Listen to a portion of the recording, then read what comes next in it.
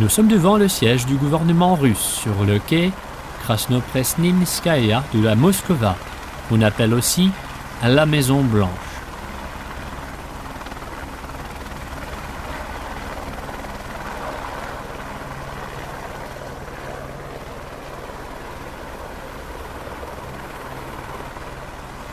C'est ici que Poutine a travaillé pendant 4 ans comme Premier ministre. Sa résidence sera désormais au Kremlin, comme il sied au chef de l'État.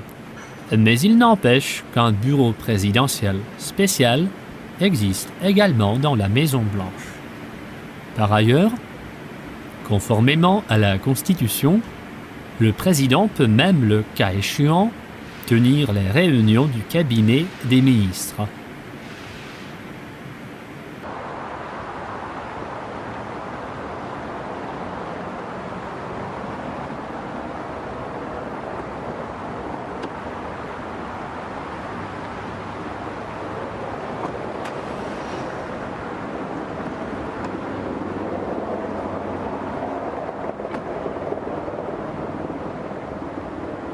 Nous voyons le cortège du président élu prendre de la vitesse en quittant la Maison Blanche pour se diriger vers le Kremlin.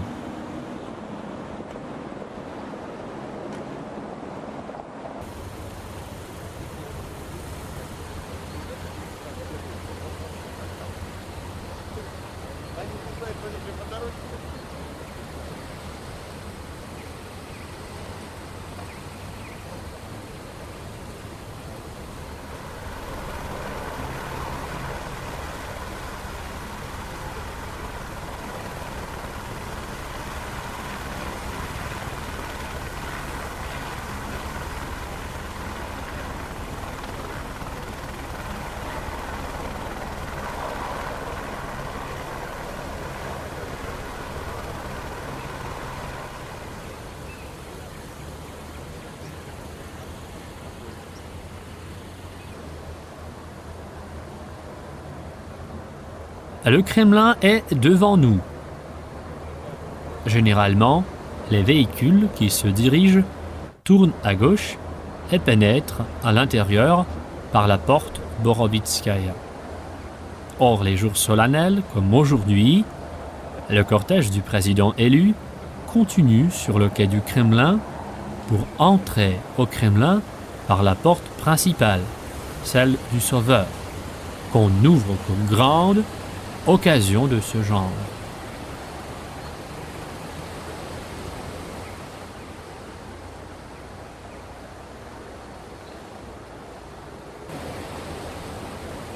C'est là que se dirige maintenant le cortège de Vladimir Poutine pour tourner à gauche juste avant la descente Vassilievski. Depuis le terre-plein s'ouvre à la vue non seulement la cathédrale de l'Intercession, alias Saint-Basile, mais aussi encore l'icône fresque du Sauveur de Smolensk du XVIe siècle qu'on croyait perdue, mais qui a été découverte l'année dernière sous une couche de plâtre au-dessus de la porte du Sauveur. C'est qu'un personnage anonyme, certainement un croyant, avait ainsi sauvé l'icône dans les années 1930. D'ailleurs, c'est pendant de longues années qu'une rumeur sourde courait à savoir qu'il fallait se découvrir au moment de passer sous la porte du Sauveur.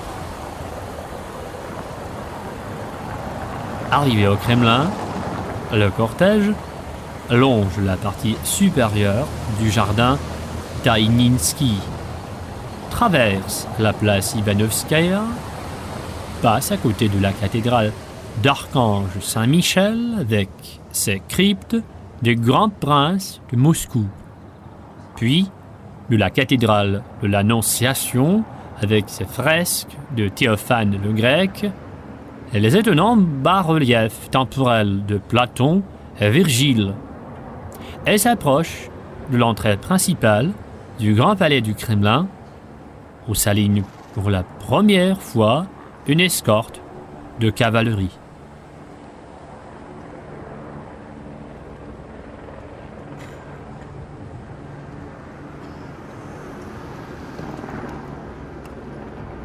C'est là-bas que le président élu est attendu par le commandant du Kremlin de Moscou.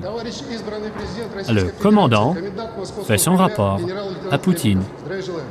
Tout est maintenant prêt pour la cérémonie d'investiture du président de Russie.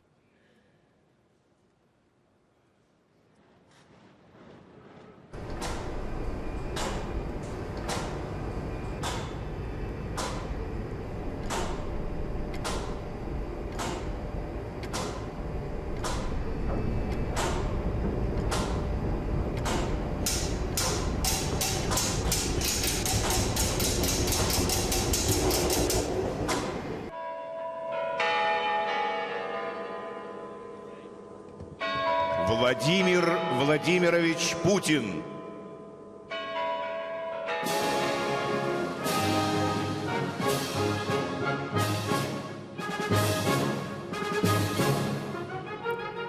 Vladimir Poutine traverse les salles Saint-Georges, Alexandre et Saint-André au son de la marche solennelle de Piotr Tchaïkovski. À présent, tous attendent l'allocution du président de la Fédération de Russie, Dmitri Medvedev.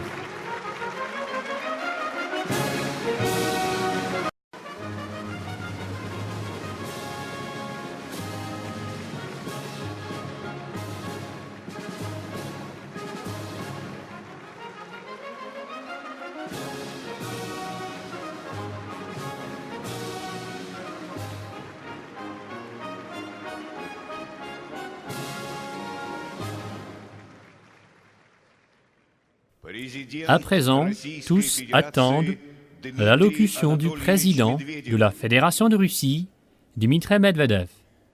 Chers citoyens de Russie, chers amis, l'investiture du nouveau président marque toujours le commencement d'une nouvelle étape de l'histoire russe. Le président est le chef de l'État, est le garant de la Constitution, des droits et des libertés de l'homme et du citoyen. C'est lui qui détermine les grandes lignes de la politique intérieure et extérieure. La continuité de la politique nationale est la condition indispensable à la progression du pays. Il est très important que les transformations économiques, sociales et politiques d'envergure que nous avons entreprises aux années précédentes puissent continuer à l'avenir également.